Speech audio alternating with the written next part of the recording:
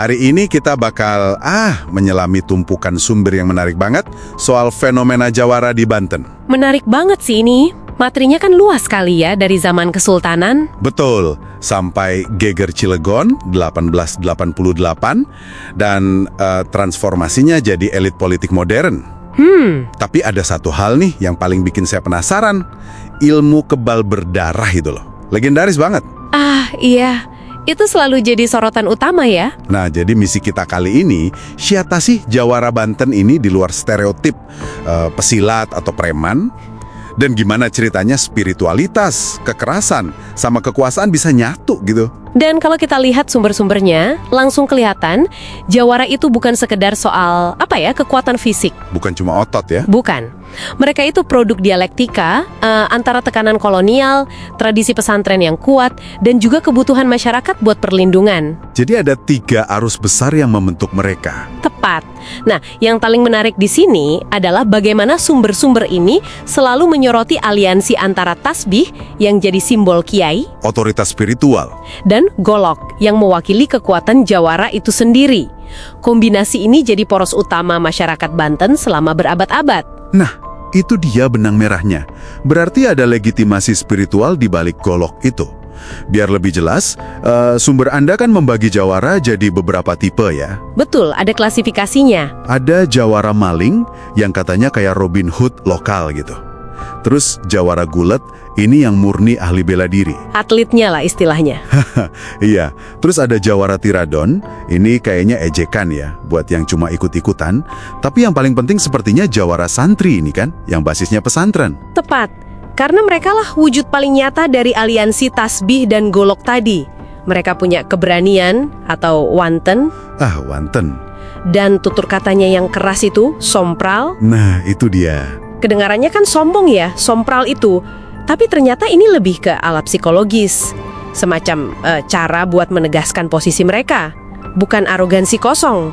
Betul.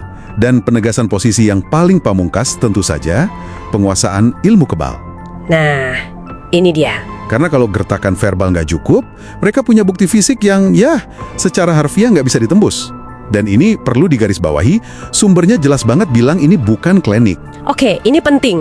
Jadi ini hasil olah batin dari ajaran tarekat ya, khususnya Qadiriyah wa Naqsyabandiyah. Persis. Di sumber itu dijelaskan ada 2 jenis, kebal aktif sama kebal pasif. Itu gimana tuh bedanya? Aktifkan dulu. Betul, tapi kalau kebal pasif, nah ini tingkatannya jauh lebih tinggi. Kekuatannya itu sudah menyatu permanen dengan raga, aktif 24/7. Wow, tanpa persiapan khusus. Tanpa, ini ada hubungannya dengan konsep tasawuf fana. Jadi peleburan diri pada kehendak Tuhan. Atas izimnya, hukum alam bisa disimpangi. Gila, ritual buat dapetinnya pasti berat banget kalau gitu. Apa aja tuh yang harus mereka lewati? Berat sekali. Ada puasa mutih, cuma makan nasi putih. Terus puasa ngebleng, ini total nggak makan, minum, atau tidur. Lalu ada tapakungkum. Tunggu, tapakungkum, itu yang berendam di pertemuan arus sungai itu kan? Dari tengah malam sampai subuh? Betul sekali, bisa 5-6 jam di air dingin. Ini nunjukin komitmen yang bukan main-main sih. Dan komitmennya nggak berhenti di situ.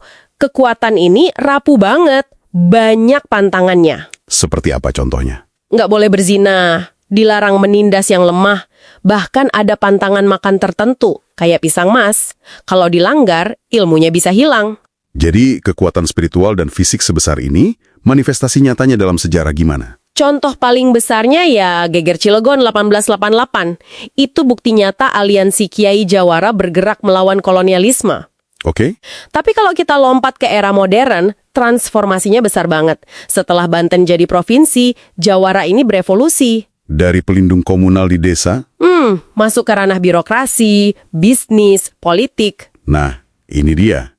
Mereka membentuk apa yang sumber Anda sebut sebagai shadow state atau pemerintahan bayangan lewat ormas-ormas. Tepat, jadi perannya bergeser. Dari penjaga tradisi, jadi bisa dibilang broker kekuasaan. Jadi, apa artinya semua ini? Jelas Jawara ini figur yang sangat kompleks ya, campuran antara pejuang, penjaga spiritual, dan sekarang pemain politik modern. Benar, identitas mereka terus beradaptasi. Sangat dinamis. Dan semua sumber ini kayaknya menggiring kita ke satu pertanyaan akhir deh. Disebutkan kalau jawara ideal di zaman sekarang itu yang bisa menyeimbangkan kesaktian dengan kearifan untuk publik. Nah, ini meninggalkan sebuah pertanyaan penting untuk Anda renungkan. Saat elit tradisional ini makin menyatu dengan sistem birokrasi dan politik modern yang sangat kepentingan, apa mereka mampu mempertahankan inti spiritual dan amanah untuk melindungi komunitas yang melahirkan legenda mereka? Atau Atau, apakah godaan kekuasaan dan materi pada akhirnya akan mengikis warisan luhur itu?